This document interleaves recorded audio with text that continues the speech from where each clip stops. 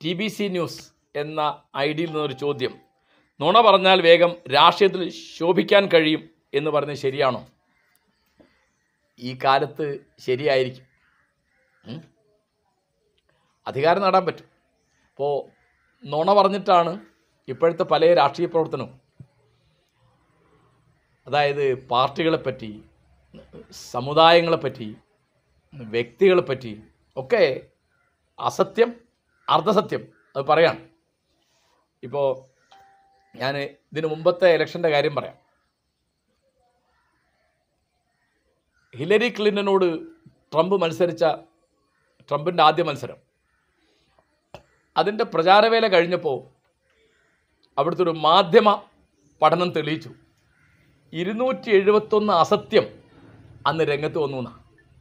ഇവരുടെ പ്രസ്താവനകളായിട്ട്, ഇവരുടെ പ്രചാരവേലയുടെ ഭാഗമായിട്ടൊക്കെ 271 അസത്യം. അതിൽ 79% ട്രംപിന് വേണ്ടി ഉപയോഗിച്ചതാണ്, 21% ഹിലരി ക്ലിൻ്റന് വേണ്ടി. ട്രംപ് ജയിച്ചു. അപ്പോൾ ട്രംപ് ഇങ്ങനെ ചെയ്യുന്നു മാത്രമല്ല, ട്രംപിൻ്റെ എതിരാളിയായ ഹിലരി ക്ലിൻ്റനും, ട്രംപ് റിപ്പബ്ലിക്കൻ പാർട്ടിക്കാരനാണ്, ഹിലരി ക്ലിൻ്റൻ ഡെമോക്രാറ്റിക് പാർട്ടിയുടെ സ്ഥാനാർത്ഥിയാണ്. രണ്ടുപേരും കളവ് ഉപയോഗിക്കുന്നുണ്ട്. കൂടുതൽ കളവ് ഉപയോഗിച്ച ആരാണ്? അത് ട്രംപാണ്. അപ്പോൾ ഇന്നത്തെ കാലത്തെപ്പറ്റി പറയുന്നത്, നമ്മുടെ സമൂഹം എന്ന് പറയുന്നത് സത്യം മരിച്ചു കഴിഞ്ഞൊരു സമൂഹമാണ്, സത്യം ഇല്ലാതായി കഴിഞ്ഞൊരു സമൂഹമാണ്. സത്യാനന്തര സമൂഹം എന്ന് പറയും. Post truth society. പോസ്റ്റ് എന്ന് പറഞ്ഞാൽ അത് കഴിഞ്ഞു. പോസ്റ്റ് ഇൻഡിപെൻഡൻസ് പറഞ്ഞാൽ സ്വാതന്ത്ര്യാനന്തര കാലം. അവർ സത്യാനന്തര കാലം, സത്യാനന്തര സമൂഹം എന്ന് പറയാണ്. സത്യം ഇല്ലാതെയായിട്ട് സമൂഹവും ജീവിതവും സംസ്കാരമൊക്കെ വേണോ എന്ന് നമ്മൾ ആലോചിക്കേണ്ടതാണ്. മാനവ് എം ചോദിക്കുകയാണ്, ആലായാൽ തറ വേണം, അടുത്തൊരു അമ്പലം വേണം, ആലിന് ചേർന്നൊരു കുളവും വേണം എന്ന് പഴയൊരു പാട്ടുണ്ട്. അതിപ്പോൾ ഈയിടെയായിട്ട് ആലായാൽ തറ വേണോ, അടുത്തൊരു അമ്പലം വേണോ, ആലിന് ചേർന്നൊരു കുളവും വേണോ എന്ന് അത് തിരുത്തിക്കൊണ്ട്, അത് മാറ്റിക്കൊണ്ട് ഒരു പാരഡി, ഒരു ഹാസ്യാനുകരണം ഉണ്ടായിട്ടുണ്ട്. അങ്ങനെ മാറ്റി എഴുതുന്നവർ എന്താണ് അഭിപ്രായം? ഒക്കെ നല്ലതല്ലേ? എന്താ വെച്ചാൽ ഞാനതിനൊക്കെ അനുകൂലമാണ്. ഇപ്പം ഞാൻ പെട്ടെന്ന് ഓർമ്മ വരുന്നൊരു കാര്യം പറയാം.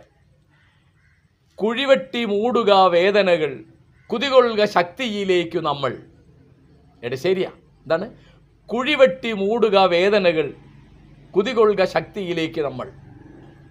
അപ്പോൾ എൻ്റെ ഒരു സുഹൃത്ത് പറഞ്ഞൊരു കഥയാണ്. അയാളുടെ ഒരു പരിചയക്കാരൻ ഒരു ആയുർവേദ ആശുപത്രി, അവിടെ കുറച്ച് ഇതൊക്കെ ഉണ്ട്, ഒഴിച്ചിലും പിഴിച്ചിലൊക്കെ ഉള്ള ഒരു സംവിധാനം ഉള്ളതാണ്. അപ്പോൾ അവിടെ അദ്ദേഹം എഴുതി വെക്കാൻ ആലോചിച്ചു എന്ന് അദ്ദേഹം വളരെ രസികനാണ്. പറയാം, കിഴികെട്ടി മൂടുക വേദനകൾ, കുതികൊള്ളുക ശക്തിയിലേക്ക് നമ്മൾ എന്ന് എഴുതി വെക്കാൻ ആലോചിച്ചു എന്നാണ്. അങ്ങനെ അതൊക്കെ കാലത്തിനും ദേശത്തിനും അനുസരിച്ച് പാരഡികൾ ഉണ്ടാകുന്നതും പരിഹാസം ഉണ്ടാക്കുന്നതും നല്ലതാണ്. കാരണം ചിരിപ്പിക്കുക എന്നുള്ളത് വളരെ നല്ലൊരു കാര്യമാണെന്നാണ് എൻ്റെ വിചാരം. ഹരി ദിൽസെ ചോദിക്കുകയാണ്, മദർ തെരേസ എടുത്ത സേവന പ്രവർത്തനങ്ങളൊക്കെ മതപരിവർത്തനത്തിന് വേണ്ടിയാണ് എന്ന് വിമർശനമുണ്ടല്ലോ. അവർ കാണിച്ച പണികളൊക്കെ കപടമായിരുന്നു എന്ന് കേൾക്കുന്നു. അവരുടെ കേന്ദ്രങ്ങളിലൊക്കെ പല രോഗികളും കഷ്ടപ്പെട്ടു എന്ന് പലരും പറയുന്നുണ്ട്. ശരിയാണോ? ഞാൻ അതിനോട് യോജിക്കുന്നില്ല. മദർ തെരേസയുടെ ഒരു കേന്ദ്രം ഒരിക്കലും പോയി കണ്ട ആളാണ് ഞാൻ. അത് കൽക്കട്ടയിൽ കാളി ക്ഷേത്രത്തിന് തൊട്ടടുത്ത് the centre for dying destitutes എന്നുള്ളൊരു കേന്ദ്രമാണ്. റോട്ടിൽ ഏതെങ്കിലും കുഷ്ഠരോഗമായുള്ള രോഗങ്ങളൊക്കെ പിടിച്ച് കയ്യും കാലും തളർന്ന് അല്ലെങ്കിൽ ഇറുന്നു പോകുന്ന ആളുകളൊക്കെ എടുത്തു കൊണ്ടുവന്ന് അവിടെ സംരക്ഷിക്കുന്നത് ഞാൻ കണ്ണാലെ കണ്ടതാണ്. സത്യം പറയാണ്, ഞാൻ അവിടുത്തെ ആ രീതി കണ്ടിട്ട് എനിക്ക് ശരിക്ക് കരച്ചിൽ വന്നു. എന്താ കാരണം വെച്ചാൽ ആ രോഗികൾ പലരും ഈ ശുശ്രൂഷിക്കുന്ന ആണോ പെണ്ണോ ആയ നഴ്സുമാരെ ചീത്ത പറയും, തുപ്പയൊക്കെ ചെയ്യുന്നുണ്ടായിരുന്നു. പിന്നെ ആ വകയിൽ ആരെങ്കിലും മതപരിവർത്തനം നടത്തിയിട്ടുണ്ടോ? എനിക്ക് അറിഞ്ഞൂടാ. മതപരിവർത്തനം നടത്തുന്ന ഒരു മഹത്തായ കാര്യമാണ് എന്ന് വിചാരിക്കാത്ത മാതിരി ഇത് മഹാനീചമായ കാര്യമാണ് എന്ന് ഞാൻ വിചാരിക്കുന്നില്ല. ഒരാൾക്ക് മതം പറഞ്ഞ ആൾ മാറിക്കോട്ടെ. പിന്നെ ഞാൻ ചോദിക്കുന്നത്, നിങ്ങൾ കുപ്പായമിടാൻ പാടില്ല, നിങ്ങൾ വിദ്യ അഭ്യസിക്കാൻ പാടില്ല, നിങ്ങൾ ബിസിനസ് ചെയ്യാൻ പാടില്ല, നിങ്ങൾ റോഡ് നടക്കാൻ പാടില്ല എന്നൊക്കെ പറഞ്ഞത് മതത്തിൻ്റെ പേരിലാണെങ്കിൽ ആ മതത്തിൻ്റെ പേരിൽ കുപ്പായം കിട്ടുന്നതോ മരുന്ന് കിട്ടുന്നതോ സംരക്ഷണം കിട്ടുന്നതോ ഒരാൾ സ്വീകരിക്കുന്നതിന് ഒരു തെറ്റും ഞാൻ കാണുന്നില്ല. മദർ തെരേസ വാസ്തവത്തിൽ വലിയൊരാളാണ്, ഒരു മഹത്വമുള്ള ആളാണ് എന്നാണ് എൻ്റെ വിചാരം. കാരണം അവർ ജീവിതം മുഴുവൻ മനുഷ്യവംശത്തെ സേവിക്കാൻ വേണ്ടി ഉപയോഗിച്ചു. പിന്നെ അതിനെ കുറ്റം പറയാൻ ആളുണ്ടാവും, അതൊക്കെ എന്നും എപ്പോഴുള്ളതാണ്. വ്യക്തിപരമായിട്ട് എൻ്റെ കാര്യമാണല്ലോ ചോദിച്ചത്. ഞാൻ അവരെ ആദരിക്കുന്ന ഒരാളാണ്. അവരുടെ പരിചരണം കൊണ്ട് ആരെങ്കിലും ക്രിസ്ത്യാനി ആയിട്ടുണ്ടാവും എന്ന് ഞാൻ കണക്ക് നോക്കിയിട്ടില്ല. ഞാൻ ആ കണക്ക് നോക്കുന്നില്ല. കാരണം അവരുടെ സേവന പ്രവർത്തനം എന്താണെന്ന് ഞാൻ വായിച്ച് മനസ്സിലാക്കിയിട്ടുണ്ട്, ഞാൻ നേരിട്ട് കണ്ടും മനസ്സിലാക്കിയിട്ടുണ്ട്. അതുകൊണ്ട് ഞാൻ അവരെ ബഹുമാനിക്കുന്നു. അവർക്കെതിരായിട്ടുള്ള ആരോപണങ്ങളൊന്നും ഞാൻ വിശ്വസിക്കുന്നില്ല. രാമകൃഷ്ണൻ PK അതുപോലെ ശശിധരൻ രണ്ടുപേർ ചോദിച്ചിരിക്കുകയാണ്. ഞാനൊരു ചോദ്യോത്തര വേളയിൽ ഇന്ത്യയിലെ ഏറ്റവും മോശപ്പെട്ട പാർട്ടി BJP ആണ് എന്ന് പറഞ്ഞിരുന്നു. അതിൻ്റെ കാരണം എന്താണ്? ഇവിടുത്തെ മിക്ക പാർട്ടികൾക്കും വലുതോ ചെറുതോ ആയ ദോഷങ്ങളുണ്ട്. ഉദാഹരണം പറഞ്ഞാൽ അഴിമതിയുണ്ട്. അതൊരു പാർട്ടിക്ക് മാത്രമല്ല, സ്വജനപക്ഷപാതമുണ്ട്, കാര്യപ്രാപ്തി ഇല്ലായ്മയുണ്ട്, പലതുമുണ്ട്. പക്ഷേ ഇന്ത്യ ഒരു മതേതര ജനാധിപത്യ രാജ്യമാണ് എന്നുള്ളതാണ് എൻ്റെ മനസ്സിൽ ഏറ്റവും പ്രധാനപ്പെട്ട കാര്യം. ആ മതേതര ജനാധിപത്യ സ്വഭാവം നശിപ്പിക്കുന്ന മട്ടിൽ ഏറ്റവും അധികം പെരുമാറിയിട്ടുള്ളത് BJP ആണ്. അപ്പോൾ അതിൻ്റെ ഒരു തെളിവാണ് BJPക്കാർ ഈ അയോധ്യ പ്രസ്ഥാനം, രാം ജന്മഭൂമി പ്രസ്ഥാനം. അതുകൊണ്ട് 1984 മുതൽ അവരിങ്ങനെ വളർത്തിക്കൊണ്ടുവന്നൊരു സാധനമാണ്. ഇപ്പോൾ ഇന്ത്യയിൽ ഏതാണ്ട് ഒരു മതരാഷ്ട്രമായിക്കൊണ്ടിരിക്കുകയാണോ ഇന്ത്യ എന്ന തോന്നലുണ്ടാക്കുന്നത്. അനവധി വർഗീയ കലാപങ്ങളുണ്ടായി. ബാബരി പള്ളി അന്യായമായിട്ട് പൊളിച്ചു. ഇപ്പോൾ പശുരാഷ്ട്രീയത്തിൻ്റെ പേരിൽ അനവധി അക്രമം കാണിക്കുന്നു. ഇന്ത്യയിലെ ജനങ്ങളുടെ മനസ്സിൽ ജാതിയുടെയും മതത്തിൻ്റെയും പേരുള്ള വിഭജനം ഉണ്ടാക്കാൻ ഏറ്റവും അധികം പണിയെടുത്തതും അതിൽ വിജയിച്ചതും BJP ആണ്. ഇനി BJP സ്ഥാനത്തിരിക്കുകയാണെങ്കിൽ, അങ്ങനെ സംഭവിക്കാതിരിക്കട്ടെ, ഇന്ത്യ ഭരണഘടന തിരുത്തിയിട്ട് ഇന്ത്യ ഒരു ഹിന്ദു രാഷ്ട്രമാണ് എന്ന് അവർ പ്രഖ്യാപിക്കുകയില്ല എന്ന് എനിക്ക് ഒരു ഉറപ്പുമില്ല. അതുകൊണ്ടാണ് ഇന്ത്യയിലെ ഏറ്റവും ചീത്ത പാർട്ടി BJP ആണ് എന്ന് ഞാൻ പറയുന്നത്. നമ്മുടെ ജീവിതം, നമ്മുടെ ദേശീയത എന്ന് പറയുന്നത് നിലനിൽക്കുന്നത് മതേതരത്വത്തിലും ജനാധിപത്യത്തിലുമാണ്.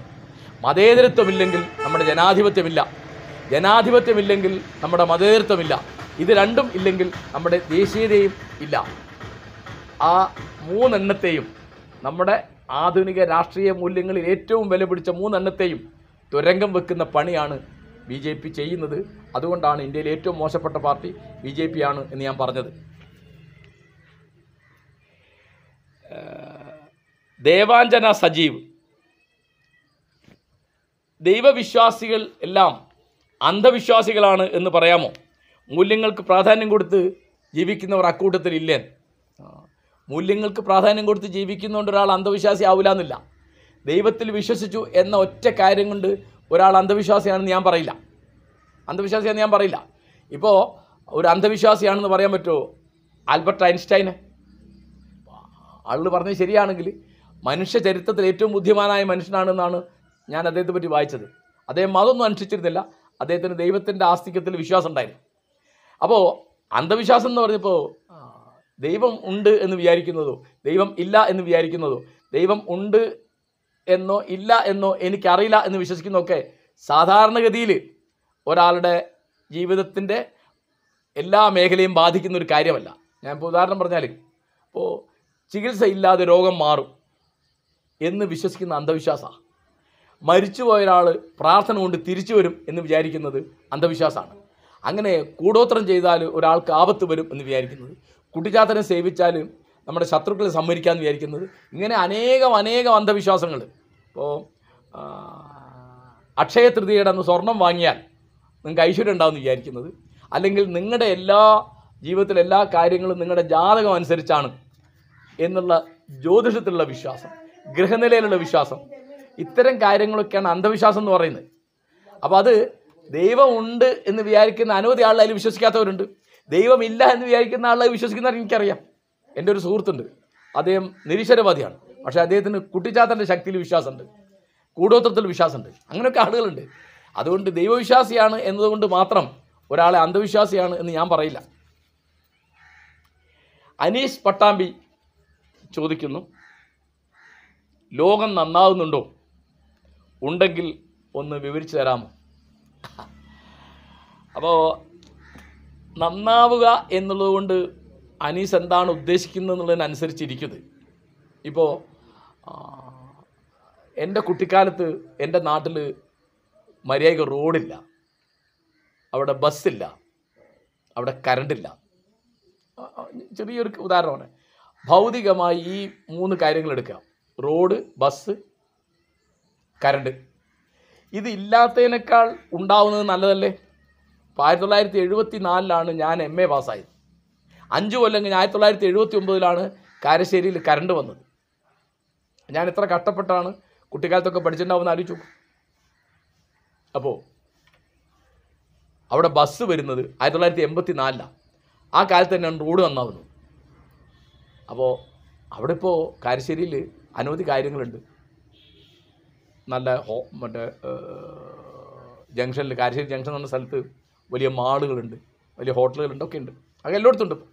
അപ്പോൾ ഈ ഭൗതികമായ പുരോഗതിയാണ് നന്നാവുക എന്നതുകൊണ്ട് അനീസ് ഉദ്ദേശിക്കുന്നതെങ്കിൽ ലോകത്തിൻ്റെ പല ഭാഗത്തും ഭയങ്കരമായ പുരോഗതി ഉണ്ടായിട്ടുണ്ട്, നന്നായിട്ടുണ്ട്.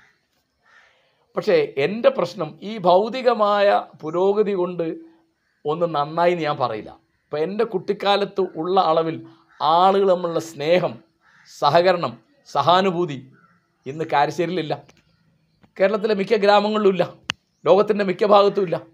ഇപ്പോൾ Facebook, WhatsApp, YouTube, Twitter, television, ഇതൊക്കെ പുരോഗതിയല്ലേ? നമുക്ക് എന്ത് സൗകര്യമാണ്. മൊബൈൽ ഫോൺ പോലൊരു സൗകര്യമുണ്ടോ? എല്ലാം അതിനകത്തുണ്ട്. ഇപ്പോൾ ഒരു ഗ്ലാസ് ചായ കിട്ടൂല, മൊബൈലിനോട് ചോദിച്ചാൽ മാത്രമേ ഉള്ളൂ. ചിലപ്പോൾ നാളെ അതിനും സൗകര്യം ഉണ്ടായിരുന്നു വരും, എനിക്ക് പറയാൻ പറ്റില്ല. ഇപ്പോൾ ഞാൻ 2016 ജർമ്മനി പോയപ്പോൾ അവിടുത്തെ ഒരു രംഗം കണ്ട് ഞാൻ അമ്പരന്ന് പോയി. എന്താ വെച്ചാൽ, ഒരു ചിത്രം കൊടുത്താൽ ആ സാധനം പ്രിൻ്റ് ചെയ്ത് എടുക്കുന്നൊരു സംവിധാനം അവിടെ ഉണ്ട്. ഇപ്പോൾ പലയിടത്തും ആയിട്ടുണ്ടാവും.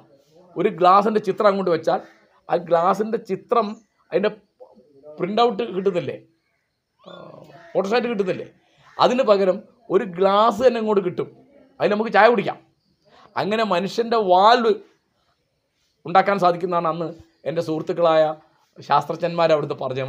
മലയാളികളായ ചില ശാസ്ത്രകാരന്മാർ എൻ്റെ കൂടെ, അവരവിടെയൊക്കെ ഗവേഷണം നടത്തുന്ന ആളുകളാണ്. അപ്പോൾ ഇത്തരത്തിലുള്ള അനവധി പുരോഗതിയുണ്ട്. ഇപ്പോൾ അമേരിക്കയിലോ യൂറോപ്പിലോ ഒക്കെ ആലോചിച്ച് നോക്കൂ, സൗദി അറേബ്യയിലോ UAE ഒക്കെ, അവിടെയൊക്കെ മൂല്യങ്ങൾ കുറഞ്ഞു വരിക. ഇപ്പോൾ ജീവിതത്തിലെ പ്രധാനപ്പെട്ടൊരു മൂല്യമാണ് അഹിംസ. ഇന്നത് പറഞ്ഞാൽ തന്നെ ആൾ ചിരിക്കും, അതൊരു പരിഹാസ വിഷയമാണ്. അതിപ്പോൾ ബുദ്ധൻ പറഞ്ഞ കാലത്ത് 2500 കൊല്ലം മുമ്പാണ് ആളുകൾ അദ്ദേഹത്തെ ആ അളവിൽ പരിഹസിച്ചിട്ടുണ്ടാവില്ല. പിന്നീട് 500 കൊല്ലം കഴിഞ്ഞ് ക്രിസ്തു അത് പറയും. അപ്പോൾ ക്രിസ്തുവിന് പകരം കിട്ടിയത് ഹിംസയാണ്, അദ്ദേഹത്തെ കൊല്ലുണ്ടായത്. ഗാന്ധി പറയുമ്പോഴും ആളുകൾക്ക് പരിഹാസമാണ്, ഇപ്പോഴും പരിഹാസമാണ്. അപ്പോൾ സത്യം എന്നൊരു മൂല്യമുണ്ട്. ഇപ്പോൾ അത് ആവശ്യമില്ല എന്ന് വന്നിരിക്കുക. എന്താണ്? ഇതൊരു സത്യാനന്തര സമൂഹമാണ്, പോസ്റ്റ് ട്രൂത്ത് സൊസൈറ്റിയാണെന്നാണ് പറയുന്നത്. സത്യമൊന്നും ആവശ്യമില്ല. അതൊക്കെ ബൂർഷ്വാ മൂല്യങ്ങളാണ്, അല്ലെങ്കിൽ അതൊക്കെ പിന്തിരിപ്പൻ മൂല്യങ്ങളാണ്, അല്ലെങ്കിൽ അതൊക്കെ സവർണന്മാരുടെ മൂല്യങ്ങളാണ്, നേര് പറയണമെന്നില്ല, അല്ലെങ്കിൽ അതൊക്കെ രാജാക്കന്മാരുടെ മൂല്യങ്ങളാണ്. അവർ കളവ് പറഞ്ഞിട്ട് സത്യത്തെപ്പറ്റി വെറുതെ പറഞ്ഞതാണ്. അപ്പോൾ എന്താണ് അങ്ങനെ? അപ്പോൾ പഴയ കാലത്ത് എല്ലാവരും സത്യം പാലിച്ചിരുന്നല്ല ഞാൻ പറഞ്ഞത്. സത്യത്തിനൊരു വിലയുണ്ടായിരുന്നു. അതുകൊണ്ടാണ് ഇന്നിപ്പോൾ നമ്മൾ പോസ്റ്റ് ട്രൂത്ത് സൊസൈറ്റി, സത്യാനന്തര സമൂഹം എന്ന് പറയുന്നത്. അപ്പോൾ കളവ് പറയുന്ന എല്ലാ കാലത്തും ആൾ പറയുന്നുണ്ട്. എല്ലാ ജാതിയിലും മതത്തിലുംപ്പെട്ട ആൾ കളവ് പറയുന്നുണ്ട്, എല്ലാ ജാതിയിലും മതത്തിലുംപ്പെട്ട ആൾ സത്യവും പറയുന്നുണ്ട്. അതിപ്പോൾ സത്യം പറയുന്നതുകൊണ്ട് ഒരാൾ ഇന്ന ജാതിക്കാരാണെന്ന് പറയാൻ പറ്റില്ല, ഇന്ന ജാതിക്കാർ സത്യം പറയില്ല എന്ന് പറയാൻ പറ്റില്ല, മതക്കാരെ പറ്റിയൊന്നും പറയാൻ പറ്റില്ല. പക്ഷേ പൊതുവേ ഇന്ന് സത്യം ഒരു സംഗതിയല്ല, നമ്മൾ പാലിക്കേണ്ടതല്ല എന്നൊരു ധാരണ വന്നിട്ടുണ്ട്. അത്തരത്തിൽ മൂല്യങ്ങളുടെ കാര്യത്തിൽ ഞാൻ പുറകോട്ട് പോയി, എത്രയോ പുറകോട്ട് പോയി. അപ്പോൾ ഭൗതികമായി നേട്ടങ്ങൾ ഉണ്ടാവുമ്പോഴും ഞാൻ വേറൊരു വാക്കുപയോഗിച്ച് പറയുകയാണ്, ആത്മീയമായി മൂല്യപരമായി പുറകോട്ട് പോയി എന്നാണ് അനീസിനോട് എനിക്ക് പറയാനുള്ളത്.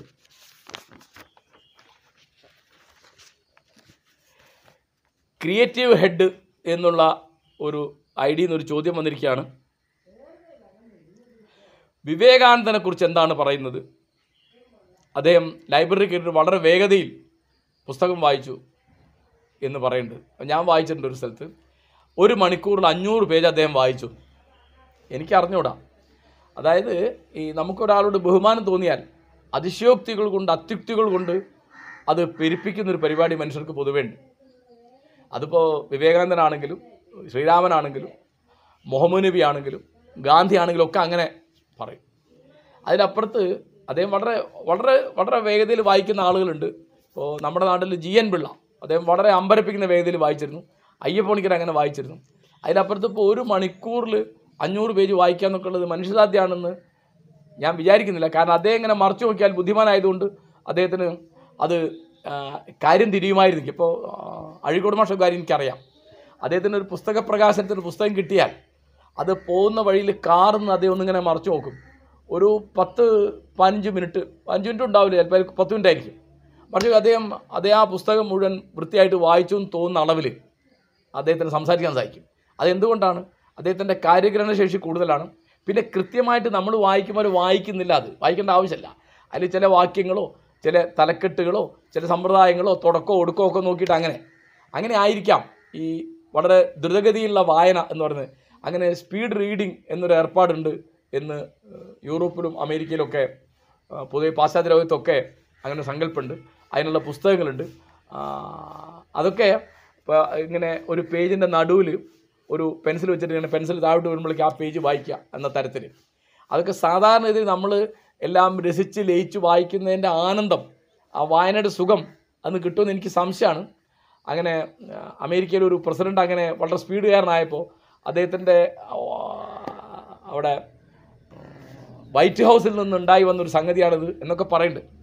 അപ്പോൾ അങ്ങനെ വിവേകാനന്ദനെ പറ്റിയുള്ള അതിശയോക്തിയാവും ഞാൻ വിചാരിക്കുന്നത്. പിന്നെ എല്ലാവർക്കും വളരെ ബുദ്ധിമാന്മാരായ ആളുകൾക്ക്, പണ്ഡിതന്മാരും ചിന്തകന്മാരും വളരെ കാര്യഗ്രഹണശേഷിയുള്ള ആളുകൾക്ക് മറ്റുള്ളവർ അത്ര നേരം വേണ്ട, അത് മുഴുവൻ വായിക്കേണ്ട കാര്യമില്ല. അങ്ങനെയുണ്ട് പുസ്തകത്തിന്. അതായിരിക്കാം ഈ പറയുന്നതെന്ന് ഞാൻ വിചാരിക്കുന്നത്. സാം ഭാസ് ചോദിക്കുകയാണ്, അദ്ദേഹം അജ്മീർ ദർഗയിൽ പോയിട്ടുണ്ട്, ഞാനവിടെ പോയിട്ടുണ്ടോ? ഞാനവിടെ പോയിട്ടില്ല. ഞാൻ സൗകര്യം കിട്ടിയാൽ പോകണമെന്ന് വിചാരിച്ചു. അങ്ങനെ എനിക്ക് ഇത്തരം കാര്യങ്ങളിലൊന്നും ഈ പ്രാർത്ഥനയിലോ അല്ലെങ്കിൽ ഇത്തരം തീർത്ഥാടനങ്ങളിലൊന്നും എനിക്ക് വിശ്വാസമല്ല. പക്ഷേ ചരിത്രത്തിൻ്റെ ഭാഗം എന്നുള്ളവർക്ക് അജ്മീർ ദർഗയിൽ പോകണമെന്ന് ഞാൻ വിചാരിച്ചിരുന്നു. അത് പ്രാർത്ഥിക്കാനും അവിടെ ആദരവ് അർപ്പിക്കാനും ഒന്നുമല്ല, ചരിത്രം കാണാൻ വേണ്ടിയിട്ട് എനിക്ക് പോകാൻ പറ്റിയിട്ടില്ല. കൃഷ്ണൻ ഏപ്പുറം ചോദിക്കുകയാണ്, സുകുമാർ അഴീക്കോട് അടിയന്തരാവസ്ഥയെ വിമർശിച്ചിട്ടില്ല.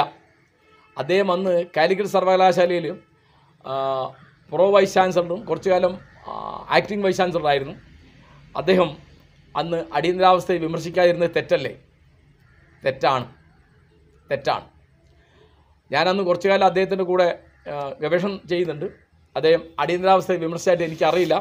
അത് കഴിഞ്ഞിട്ട് അദ്ദേഹം അടിയന്തരാവസ്ഥയെ വിമർശിച്ച് പ്രസംഗിക്കുന്നത് ഞാൻ കേട്ടിട്ടുണ്ട്. അദ്ദേഹം എൻ്റെ ഗുരുനാഥനാണ്. പക്ഷേ എനിക്ക് ഗുരുനാഥനാണ് എന്ന് വെച്ചിട്ട് നമുക്കില്ലാത്തത് പറയാൻ പാടില്ല, അങ്ങനെ പറ്റില്ല. അദ്ദേഹം അതിനെ വിമർശിച്ചിട്ടില്ല എന്നുള്ള വിമർശനം, കൃഷ്ണൻ ഏപ്പുറത്തിൻ്റെ വിമർശനം ശരിയാണ്. കുട്ടിയ മുസ്ലിം വീട്ടിൽ പട്ടാമ്പി എന്നുള്ള ഐഡിന്നൊരു ചോദ്യം ഏതോ ഒരു ഈ ചാനലിലൊരു വീഡിയോയിൽ എൻ്റെ ദിനചര്യയെപ്പറ്റി ചോദിച്ചപ്പോൾ ഞാൻ രാവിലെ വെറും വയറ്റിൽ 2 സ്പൂൺ ഒലീവ് ഓയിൽ കഴിക്കും എന്ന് പറഞ്ഞിരുന്നു. എന്താണ് അതുകൊണ്ട് ഗുണം, എന്താണ് അനുഭവം? അപ്പോൾ ഞാൻ കഴിക്കാൻ കാരണം എൻ്റെ പ്രിയ സുഹൃത്ത് ഡോക്ടർ നാണു നെല്ലിയോറ എന്നോട് പറഞ്ഞതാണ് അങ്ങനെ ചെയ്യണം. അപ്പോൾ അതിൻ്റെ പ്രധാനപ്പെട്ട ഒരു ഗുണം, ഞാൻ വളരെ അധികം പ്രമേഹമുള്ളൊരു പ്രമേഹ രോഗിയാണ്. പ്രമേഹം കുറയ്ക്കാൻ ഈ ഒലിവ് ഓയിൽ സഹായിക്കും. പിന്നെ അത് ക്ഷീണം കുറയ്ക്കും. പിന്നെ വയറ്റിനകത്ത് കേടുള്ള പലതരം അണുക്കളുണ്ടാവും, അതിനൊക്കെ നശിപ്പിക്കും. പിന്നെ എനിക്ക് അതിൻ്റെ രുചി ഇഷ്ടമാണ്. ഒലീവ് ഓയിൽ ഇഷ്ടമാണ് എനിക്ക്. ഒലീവ് കായ തിന്നാൻ ഇഷ്ടമാണ് എനിക്ക്, അത് കറുത്തതും പച്ച നിറമുള്ള ഒക്കെ. അപ്പോൾ എനിക്കതിൻ്റെ രുചി ഇഷ്ടമായതുകൊണ്ടാണ് ഞാനത് വേഗം ഡോക്ടർ പറഞ്ഞ് കേട്ടത്. പിന്നെ എൻ്റെ അനുഭവം ഉള്ളത് ക്ഷീണം കുറയും എന്നുള്ളത് എൻ്റെ അനുഭവമാണ്. ഉമാദേവി ഏപ്പുറം ചോദിക്കുകയാണ്, വികസ്വര രാഷ്ട്രങ്ങളായ ഇന്ത്യ, പാകിസ്ഥാൻ തുടങ്ങിയുള്ള സ്ഥലങ്ങളിൽ പോലും പ്രധാനമന്ത്രിമാരായിട്ട് സ്ത്രീകൾ വന്നു.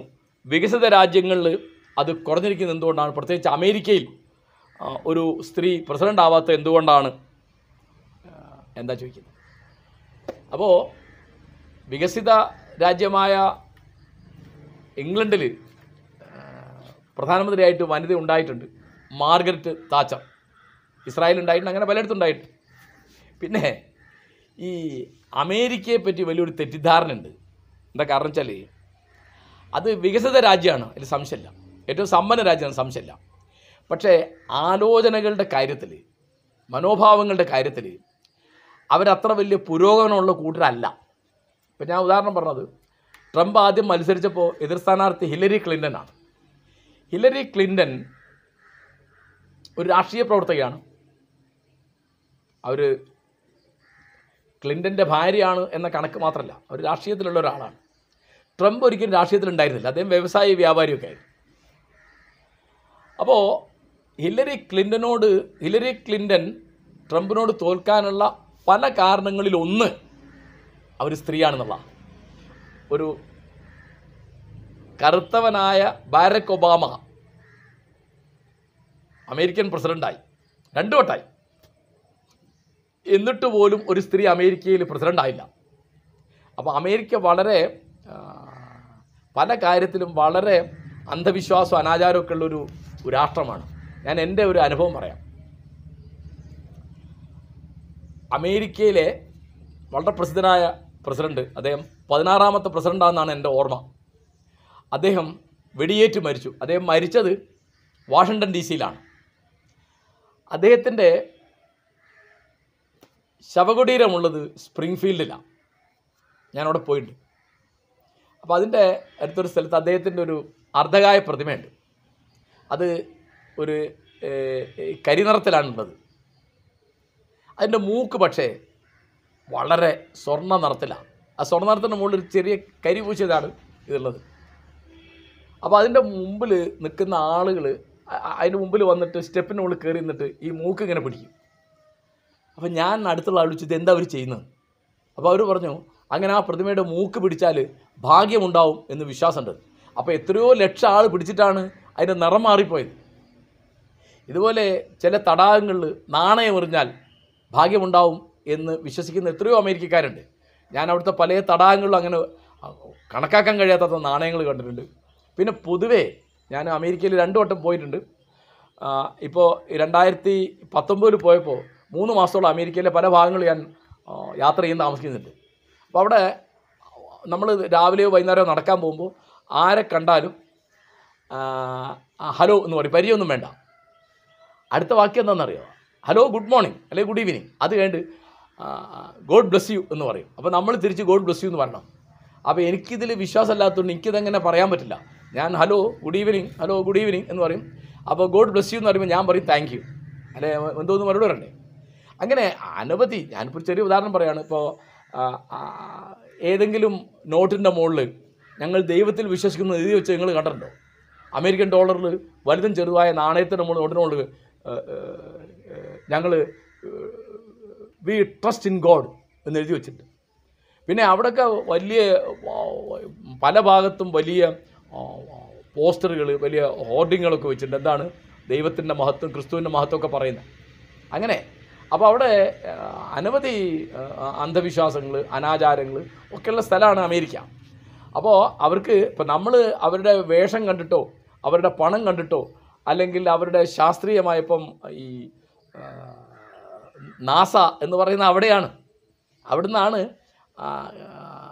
കേപ്പ് കെന്നഡിയിൽ നിന്നാണ് അപ്പോളോ 12 അയച്ചിട്ട് അത് മനുഷ്യനിൽ ചന്ദ്രനിൽ എത്തിച്ച അമേരിക്കയാണ്. മനുഷ്യൻ ചന്ദ്രനിൽ എത്തിച്ചത് അമേരിക്കയാണ്.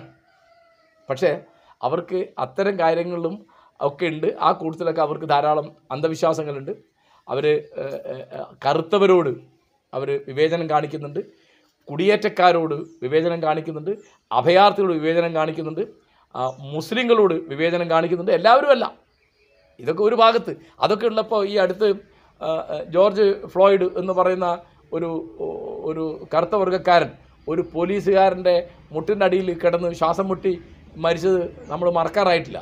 ഐ കാൺ ബ്രീത്ത് എനിക്ക് ശ്വാസം മുട്ടുന്നു എന്നുള്ള അദ്ദേഹത്തിൻ്റെ നിലവിളി അറിയിച്ചു നോക്കൂ. അപ്പോൾ അവിടെ അതൊക്കെ ഉണ്ട്. പിന്നെ സ്ത്രീകളോട് പരസ്യമായിട്ട് പലപ്പോഴും നമ്മൾ കാണില്ല, പക്ഷേ അവിടെ അത്തരം സ്ത്രീവിരുദ്ധമായ മനോഭാവങ്ങൾ എത്രയെങ്കിലുണ്ട്.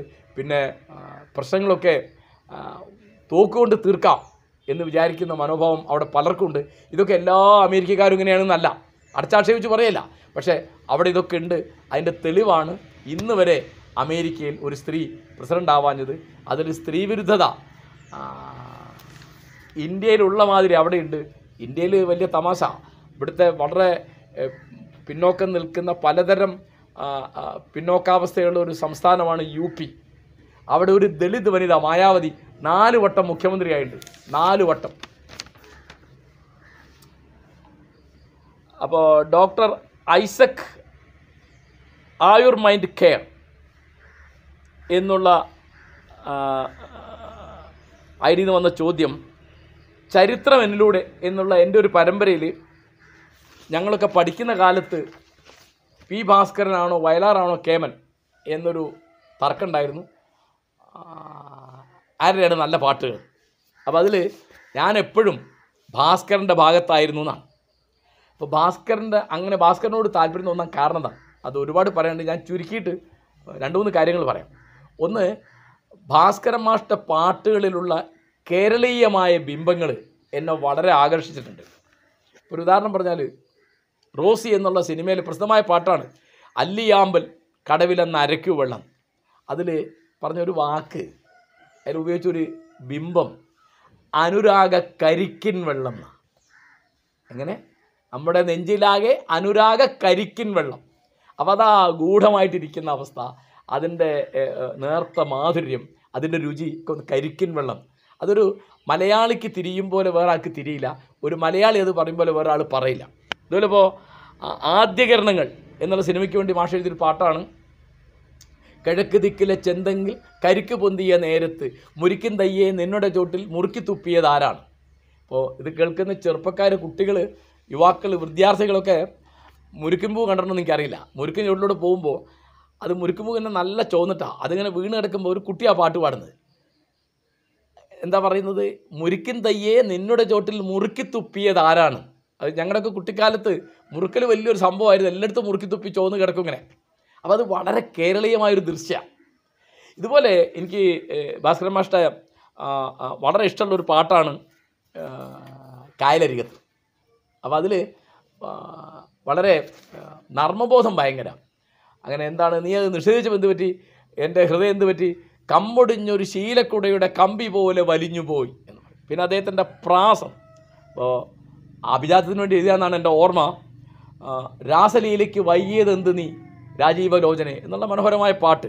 അതിൽ കാളിന്തി പുളിനത്തിൽ കദളി വിപിനത്തിൽ എന്ന് പറയും. കാളിന്തി പുളിനത്തിൽ കദളി വിപിനത്തിൽ. പുളിനം എന്ന് പറഞ്ഞാൽ തീരം, വിപിനം എന്ന് പറഞ്ഞാൽ കാട്. കണ്ടോ എന്തൊരു പ്രാസനിഷ്ഠ, അത് വളരെ സ്വാഭാവികമായിട്ട് വന്ന മാതിരിയുണ്ട്. അങ്ങനെ അനവധി കാര്യങ്ങൾ പറയാനുണ്ട്. ഞാൻ ഭാസ്കരൻ മാഷ്ട പാട്ടുകളെ പറ്റി, പ്രത്യേകിച്ച് കായലരികത്തിനെ പറ്റിയൊക്കെ ഞാൻ എഴുതിയിട്ടുമുണ്ട്. മന മജീദ് ചോദിക്കുകയാണ്, നിങ്ങളുടെ നാട്ടുകാരനായ BP മൊയ്തീൻ്റെ ജീവിതം സിനിമയായി, നിങ്ങളുടെ ജീവിതം ഇതുപോലെ സിനിമയാവുമോ? ഇല്ല. കാരണം സിനിമയാകാൻ മാത്രം അസാധാരണമായി എൻ്റെ ജീവിതത്തിൽ ഒന്നുമില്ല. മൊയ്തീൻ്റെ ജീവിതത്തിൽ എന്താണുള്ളത്? മൊയ്തീൻ്റെ ജീവിതത്തിലുള്ള പല കാര്യങ്ങളും സാധാരണമാണ്. അപ്പോൾ അദ്ദേഹം നല്ല പ്രസംഗക്കാരനായിരുന്നു, നല്ല സ്പോർട്സ്മാൻ ആയിരുന്നു. അങ്ങനെ ഒരു പാവപ്പെട്ട ആളുകൾക്കും തൊഴിലാളികൾക്കും വേണ്ടി ധാരാളം പണിയെടുത്ത ആളാണ്. അത്തരം കാര്യങ്ങളൊന്നും സിനിമയിൽ വന്നിട്ടില്ല. സിനിമയിൽ വന്ന എന്താണ്, അദ്ദേഹത്തിൻ്റെ ജീവിതത്തിൽ അസാധാരണമായൊരു പ്രണയമുണ്ടായിരുന്നു. അത് നമ്മൾ കാവ്യങ്ങളിലോ കഥകളിലോ, ഇപ്പോൾ കുമാരനാശാൻ്റെ നളിനിയിലോ ലീലയിലോ ഒക്കെ കാണുന്ന മാതിരി, അല്ലെങ്കിൽ ബഷീറിൻ്റെ കഥകളിൽ കാണുന്ന മാതിരി ഒക്കെയുള്ള പ്രണയമാണ്. അങ്ങനെ കാഞ്ചനമാല ആ അളവിൽ മൊയ്തീനെ പ്രേമിച്ചു. എപ്പോൾ പ്രേമിച്ചു? മൊയ്തീൻ ഇരുന്ന കാലത്തും പ്രേമിച്ചു, മൊയ്തീൻ്റെ കാലശേഷവും പ്രേമിച്ചു. ഒരാൾ മരിച്ചിട്ട് 10-40 കൊല്ലം ഇങ്ങനെ ഒരു പ്രണയനിഷ്ഠയോടുകൂടി ഒരു കാമുകിക്ക് ജീവിക്കാൻ സാധിക്കും എന്ന് ഞങ്ങളുടെ നാട്ടുകാരി, ഞാൻ കാഞ്ചനടുത്തി എന്ന് അവർ വിളിക്കുന്നത്, കാഞ്ചനടുത്തി തെളിയിച്ചപ്പോഴാണ് അതിൻ്റെ അസാധാരണത്വം വന്നത്. അങ്ങനെയാണ് അത് സിനിമയായത്. ആ സിനിമയിലുള്ളത് മൊയ്തീനോ കാഞ്ചനമാലയോ അല്ല, അസാധാരണമായ ഒരു പ്രണയമാണ്. അങ്ങനെ അസാധാരണമായി എന്തെങ്കിലും ഉണ്ടാകുമ്പോഴാണ് ഒരു ആളുടെ ജീവിതകഥ നോവലോ ചെറുകഥയോ കാവ്യമോ സിനിമയോ നാടകമോ ഒക്കെ ആവുന്നത്. അപ്പോൾ ഞാൻ വേറെ ഒരു ഉദാഹരണം പറയാം. പി കൃഷ്ണപിള്ള, അദ്ദേഹത്തിൻ്റെ ജീവിതം അസാധാരണമാണ്. അതുകൊണ്ടത് നാടകമായി, സിനിമയായി, നോവലായി, പലതുമായി. എൻ്റെ ജീവിതത്തിൽ നിർഭാഗ്യവശാൽ അസാധാരണമായി യാതൊന്നുമില്ല. ഇനിയിപ്പോൾ ഈ 70 കഴിഞ്ഞിട്ട് ഉണ്ടാവുമെന്നും എനിക്ക് തോന്നുന്നില്ല. അതുകൊണ്ട് എൻ്റെ ജീവിതം ആരെങ്കിലും എന്നെങ്കിലും സിനിമയാക്കും എന്ന് യാതൊരു തെറ്റിദ്ധാരണയും എനിക്കില്ല. ജിബിൻ പി ജോൺ ചോദിക്കുകയാണ്, അഴിമതിയെപ്പറ്റി മാഷ് പറയുന്നുണ്ടല്ലോ, അത് രാഷ്ട്രീയക്കാർ മാത്രമാണോ കുറ്റക്കാർ? റോഡ് പണിക്ക് കൊണ്ടുവന്ന മെറ്റൽ സാധനങ്ങളും അടിച്ചു മാറ്റുന്ന നാട്ടിൻപുറത്തുകാരില്ലേ? പരിചയക്കാരുണ്ടെങ്കിൽ ക്രമം തെറ്റിച്ച് ഡോക്ടറെ കാണുന്ന ആളുകൾ ഇല്ലേ? പരീക്ഷയ്ക്ക് കോപ്പി അടിക്കുന്ന കുട്ടികളില്ലേ? പാശ്ചാത്യ നാടുകളിൽ ഇതൊക്കെ വളരെ ഗൗരവമായിട്ട് കാണും. നമുക്ക് എന്താണ് പോംവഴി? വിദ്യാഭ്യാസം പോംവഴിയാണോ എന്നാണ് ജിബിൻ ചോദിക്കുന്നത്. വളരെ പ്രധാനപ്പെട്ട ചോദ്യമാണ്, വളരെ പ്രധാനപ്പെട്ട ചോദ്യം. അതായത് നമ്മളെ രാഷ്ട്രീയക്കാരും ഉദ്യോഗസ്ഥന്മാരും അഴിമതിക്കാരായത് എന്തുകൊണ്ടാണ്? നമ്മൾ ജനങ്ങൾ അഴിമതിക്കാരായതുകൊണ്ടാണ്. നമ്മൾ അഴിമതിക്കാരാ, സംശയമില്ല. ഇപ്പോൾ വീണ് കിട്ടിയ ഒരു മാല അല്ലെങ്കിൽ ഒരു ഓട്ടോറിക്ഷയിൽ വെച്ച് മറന്നൊരു ബാഗ് ഉടമസ്ഥന് തിരിച്ചു കൊടുത്തത് കേരളത്തിൽ വാർത്തയാണ്. എന്തുകൊണ്ടാണ് വാർത്തയാകുന്നത്? അത് ലോകത്തെവിടെയും വാർത്തയാവില്ല. കേരളത്തിൽ അങ്ങനെ ഓട്ടോറിക്ഷയിലോ ബസ്സിലോ മറന്നു കിട്ടിയ ഒരു ബാഗ് കൊടുക്കുന്നത് വാർത്തയാവുന്നത് നമ്മൾ സാറങ്ങനെ ചെയ്യാറില്ലാത്തതുകൊണ്ടാണ്.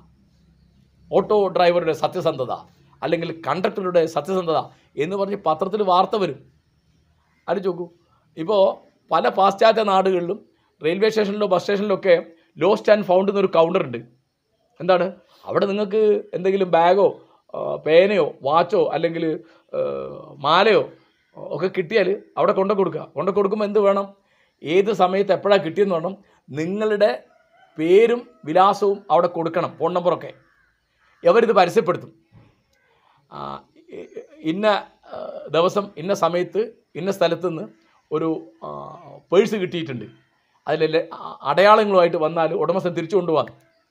30 ദിവസം കഴിഞ്ഞാൽ അത് ആരാണോ അവിടെ ഏൽപ്പിച്ച് ആ ആൾക്ക് എത്തിച്ചു കൊടുക്കും അവിടുത്തെ ഗവൺമെൻറ്. അത്രയേ ഉള്ളത്. അപ്പോൾ അത്ര അളവിൽ ഇപ്പോൾ ഞാൻ ചോദിക്കുന്നത്, നമുക്കിപ്പോൾ നമ്മുടെ കുട്ടി കോപ്പി അടിച്ചിട്ടാണ് പരീക്ഷ പാസ്സായെന്നുള്ളതിനെപ്പറ്റി വിഷമിക്കുന്ന എത്ര അധ്യാപകരോടെ ഉണ്ട്? കോപ്പി അടിക്കാൻ സഹായിക്കുന്ന അധ്യാപകർ എത്രയോ കേരളത്തിലുണ്ട്. കുട്ടികൾക്ക് വേണ്ടി അധ്യാപകൻ പരീക്ഷ പേപ്പർ എഴുതി കൊടുത്തു എന്നുള്ള പരാതി ഉണ്ടായിട്ടുണ്ട്. അങ്ങനെ മാനേജ്മെൻറ്റുകളിന് കൂട്ടുനിൽക്കുന്നു. പിന്നെ കൈക്കൂലി കൊടുത്തിട്ട് ജോലി വാങ്ങണ്ട എന്ന് വിചാരിക്കുന്ന എത്ര പേരുണ്ട് നാട്ടിൽ?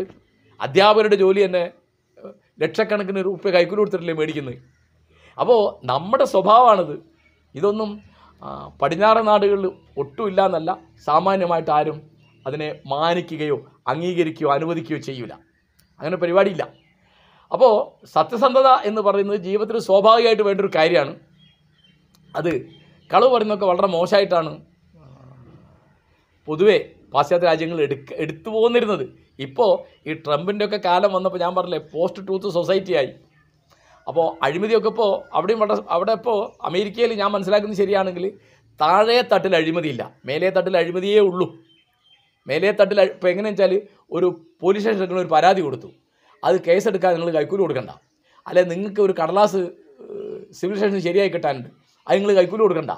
നിങ്ങൾക്ക് റിസൾട്ട് സമയത്ത് വരണം, അതവിടെ ചെന്ന് ചോദിച്ചാൽ കിട്ടും, അതിന് കൈക്കൂലി കൊടുക്കണ്ട.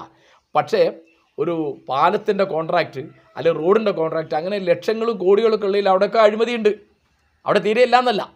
പക്ഷേ സാധാരണ ജീവിതത്തിൽ അതൊന്നും ഇപ്പോൾ ഒരു ബസ്സിൽ നിന്ന് ഒരു കണ്ടക്ടർ നമ്മളോട് മോശമായിട്ട് പെരുമാറി അതിന് പരാതി കൊടുത്താൽ നടപടി ഉണ്ടാവും. ഇവിടെ ഉണ്ടാവില്ല.